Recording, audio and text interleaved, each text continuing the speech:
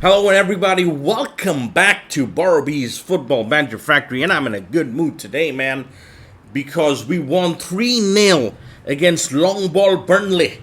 They were coming in with all their long balls, pumping it long straight into our box, one diagonal after another, over the top, no midfield, and I said exactly what was going to happen, and it did, but we controlled and we won 3-0, and let me tell you why. One of the main reasons why we won 3-0 is because of that man, Spider Mendy. That's what I call him, Spider Mendy.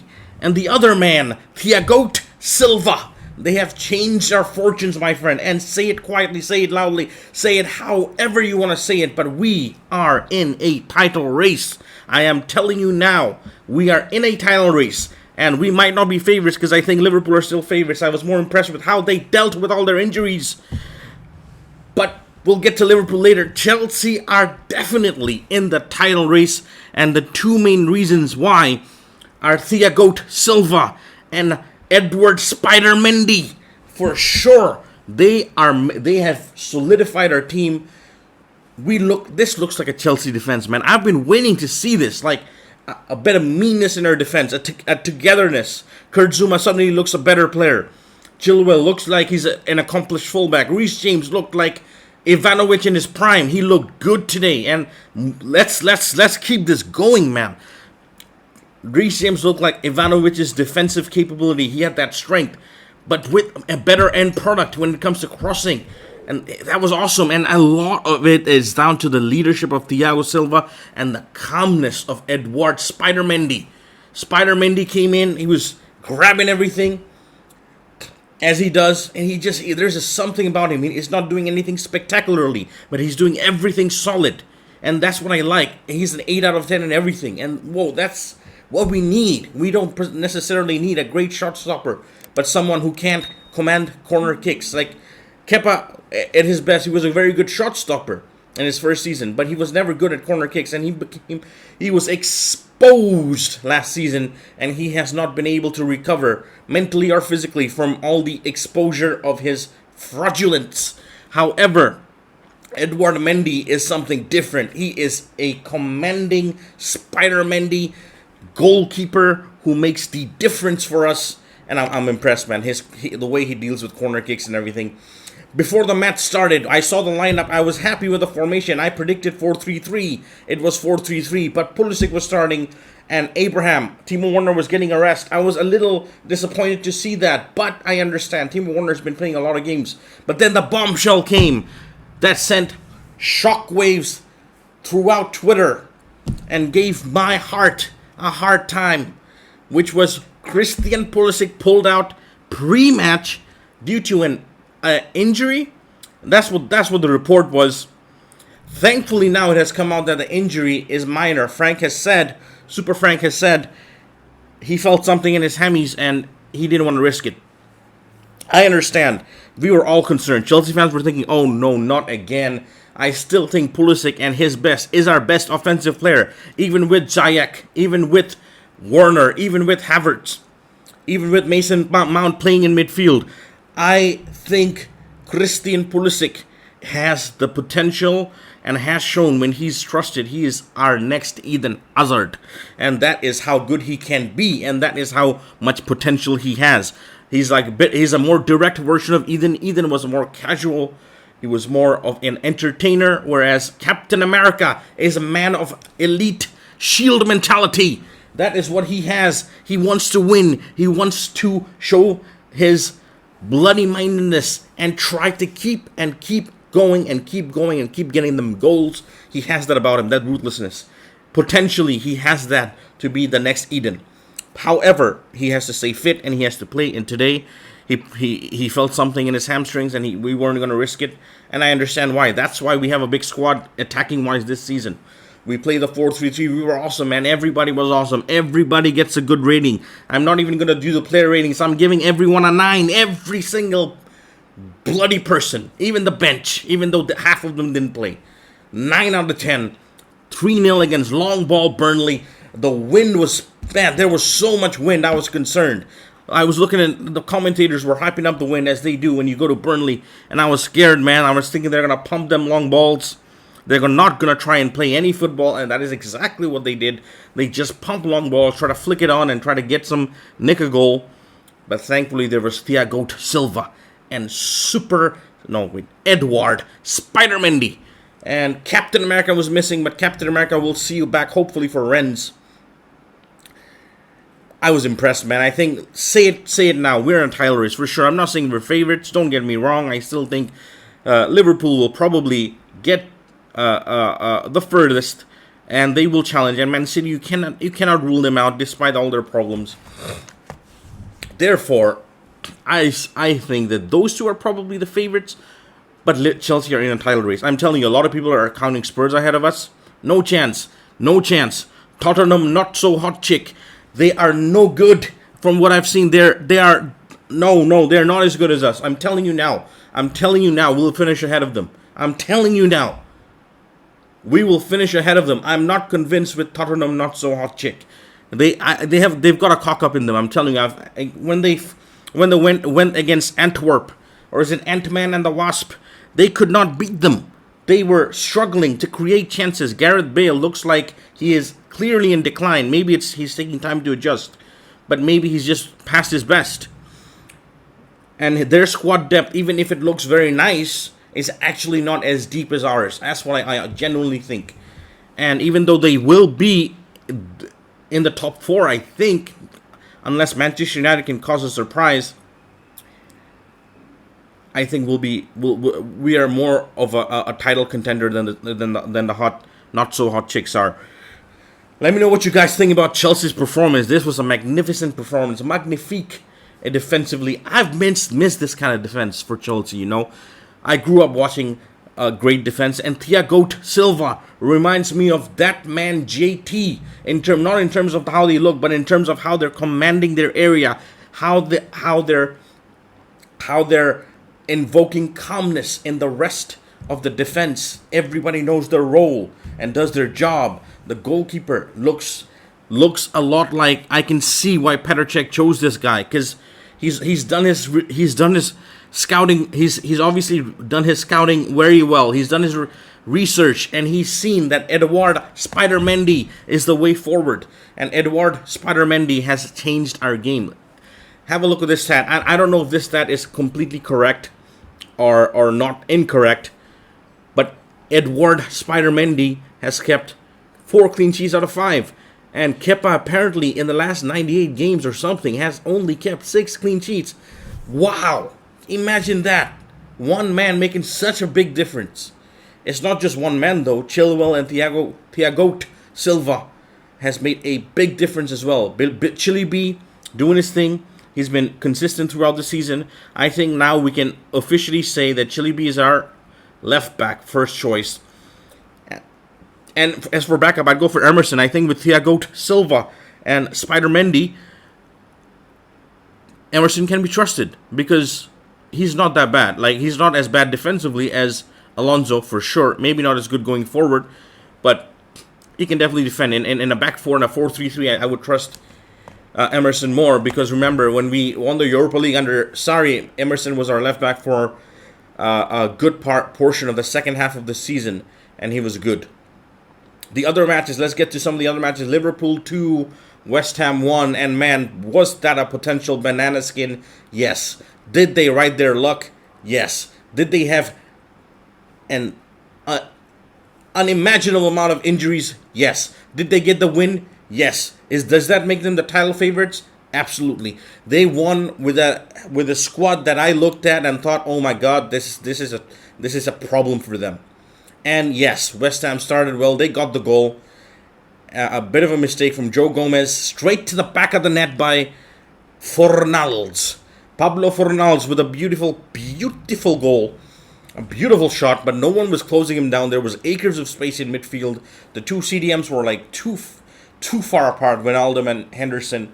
And they just opened, the space just opened up, and he just had a wonderful shot. But what I loved about Liverpool is, once again, their willingness to keep going, to keep trying, believe in what their manager is telling them to do, and just keep on going. The result will come, and it did, even though they had to ride their luck, even though Masako made a boneheaded challenge. You have to watch that. I think I can't decide which one's a more dumber challenge. Was it Joe Gomez's header, or was it Masayaku's tackle? Masayaku, what are you doing, man? The guy is going the other way. Salah is facing, Momo is facing the other way. He has to he has to control the ball, turn around, and then go past you and score. Like, there's a lot to do.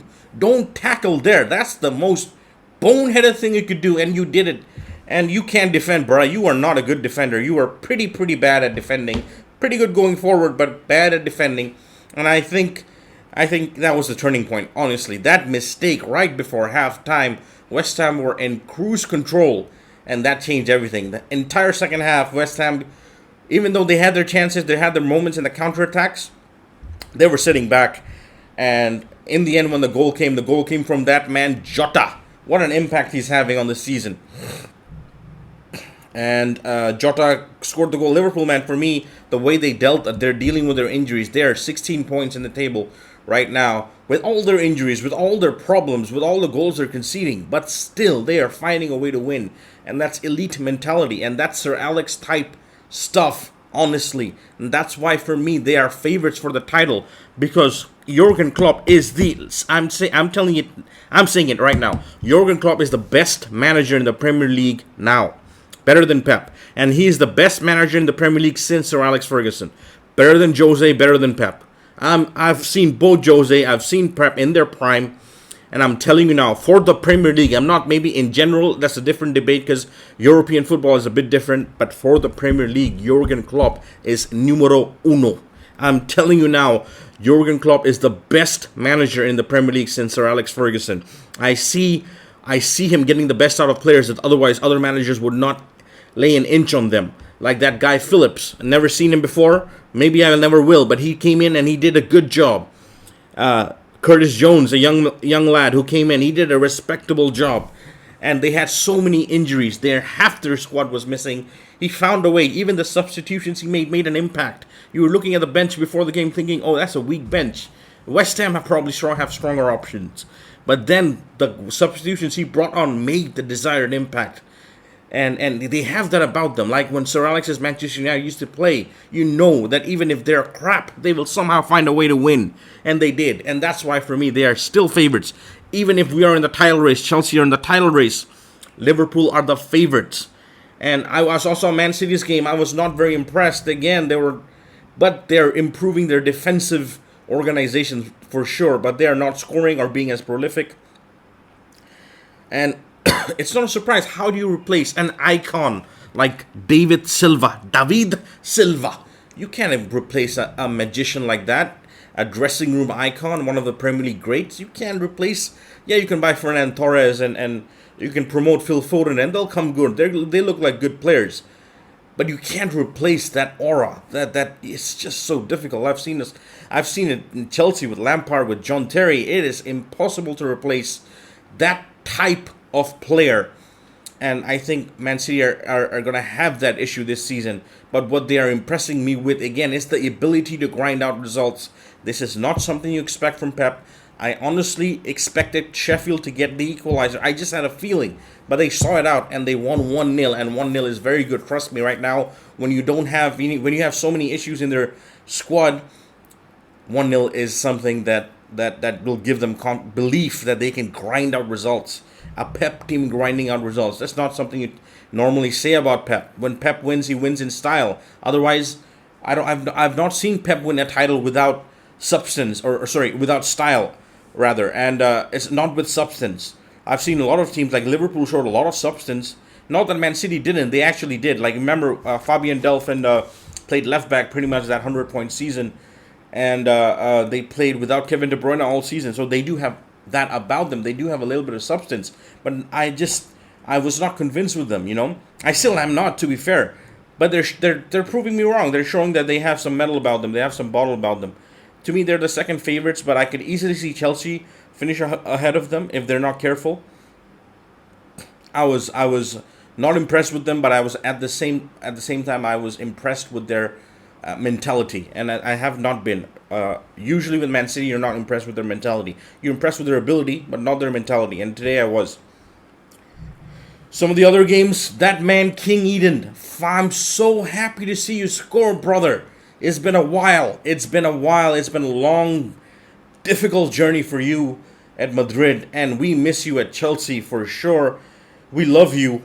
We want to see you play well no matter where you are, because you're an icon.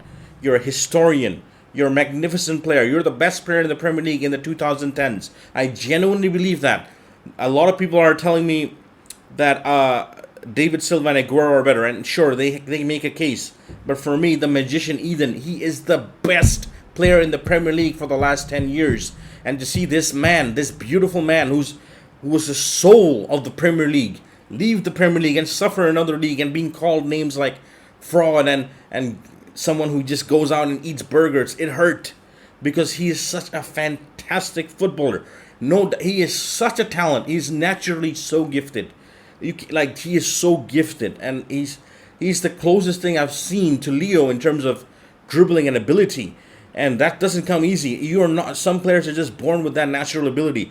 You can maybe say that he hasn't done enough with his natural ability, in terms of, well, he's won a lot, but in terms of how many goals or assists he gets, he probably should get more. But no, we can't deny his ability. He dragged us to titles. He was the man for us, and I know he can be the man for Madrid. You have to trust him. And Karim, stop going to Eden's wing. You're not a left winger. You keep occupying his spot. It doesn't help him. It doesn't do him any favors. You gotta trust him. You gotta give him the free roll to roam around the pitch and do what he wants, like Messi does. You can't occupy his spot and then expect him to still perform at the same level that he did at Chelsea. You gotta trust him. I honestly, the whole Madrid team needs to start trusting Hazard. I know they're all winners, and they are, but they have a certain way of playing which perhaps doesn't suit Hazard. But just play to Hazard's strengths, and you will see the magic. Right now is a transition season for you guys. You can, and La Liga is competitive, not as competitive as the Premier League, but it's still competitive. But I think you can still be in transition and win the league. And if Eden is successfully transitioned into your main player, trust me when I say you guys will be competing for everything. Because him alone, with the squad you have, is good enough. Because he has that ability. I'm telling you, he's so naturally gifted. I'm not lying. I've seen this guy for almost 10 years. He is a gifted individual. He's a beautiful individual. He is a maestro. He absolutely is. So you got to trust him. The other game I want to talk about before I end the video is Barcelona versus Levante. Gerard Piqué and Neto. Oh my God, what the hell is going on with Gerard Piqué, man? This guy's been in decline since 2013. He's still playing. How? How come they haven't replaced him yet? This guy's making, you saw his interviews last season after the Bayern game. This man was ready to quit football. He looked, honestly, I think he's going through a trauma, a personal crisis. I don't even think he's convinced by himself. I honestly don't think he wants to play at this level anymore. He just wants to relax. Do some waka waka with Shaqiri. I was going to say Shaqiri, but no, Shakira. And I'm not convinced with this guy. The mistake was ultimately by Neto. However, it's not Neto who's to blame. The pass back was so bad by Gerard Piqué. It was sensationally bad. It's like, I know I'm going to make a mistake, but I don't want to take the blame, so I'm just going to give it to you, so you take all the blame. That's what it seemed like to me. Anyways, Alaves were in complete control until the boneheaded red card. I'm tired of these boneheaded decisions by players, man. What the hell are they doing? They put their entire team and game plan in jeopardy when they make such boneheaded individual mistakes. It's like they get lost in the headlights or something. I don't know what happens. They just lose their heads for a few seconds and bang, that's it. And that game changed right there and then. A tackle that turned into a pass by an Alaves player goes straight to Antoine Griezmann, who chips the goalkeeper 1-1. And then the pressure, the relentless pressure for the last 30 minutes. I think I saw about 20 corner kicks go to Barcelona. But Barcelona could not get the winner. The goalkeeper was very impressive. And Koeman just looked like this the whole game. And honestly, the entire match, he's not impressed. I think a few press conferences ago, he said he was asked who his best defender is, and he said me. and he's retired because he doesn't trust any of his defenders, and he's proven right again.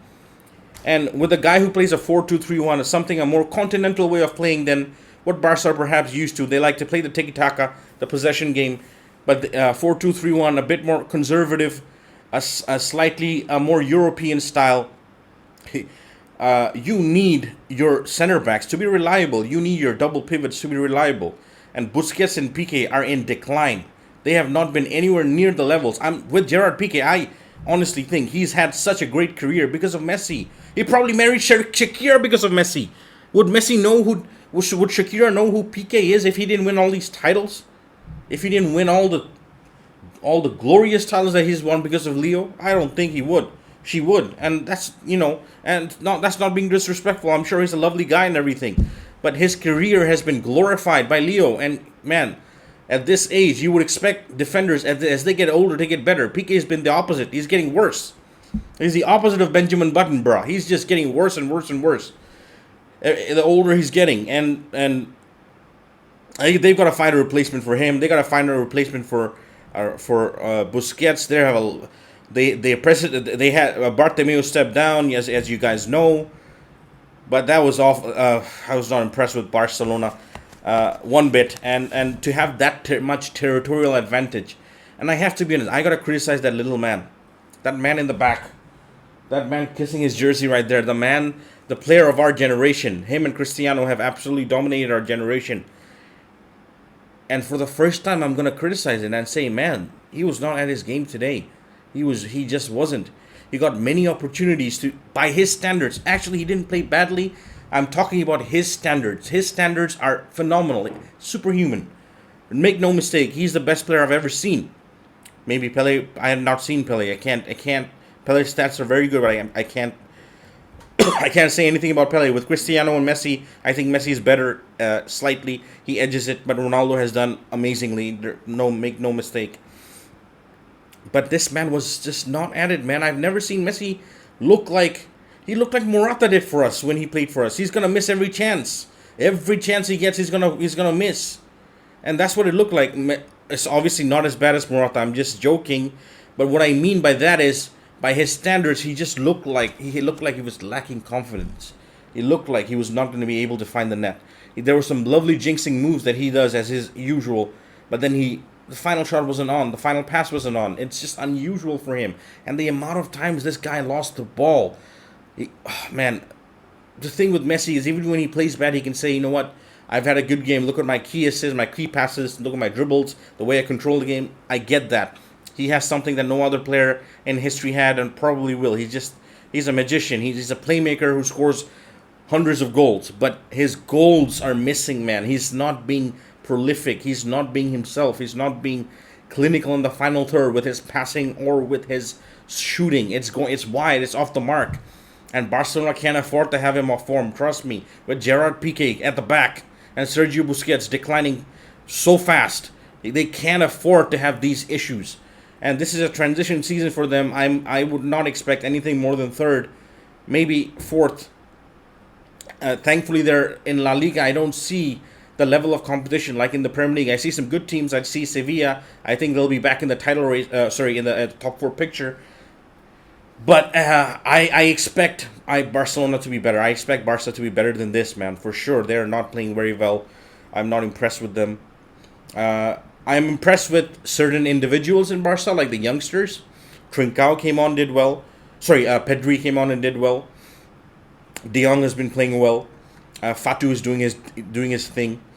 So they have the younger players are doing well, but they are young, and you can't expect something from them. You can't expect them to win the league, So the older players are not, and I never thought I'd say that includes Messi, man. Let's be honest, it's not just Piqué and Busquets. Right now, Messi's not in form at all. They need to get a left back. They need to get a new center back. They need to get a new CDM. And they need to get Messi to be motivated. Because I don't think it's a matter of ability. Or I don't think he's in decline. Because he's still getting himself in those great positions. He's still dribbling past players. He's still dictating the game.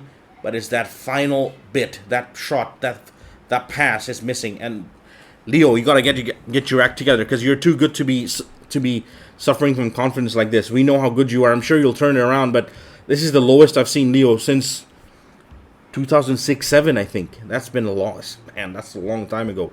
Anyways, guys, this was a little short, well, not really short, it's 25 minutes, but it's a review for the weekend. As you can see, I was very happy with what Chelsea gave to me today. I'm gonna come back and look at review the other games that happens today and preview the game against Rennes. Until then, from Borough Bees, Chelsea 3, Burnley 0.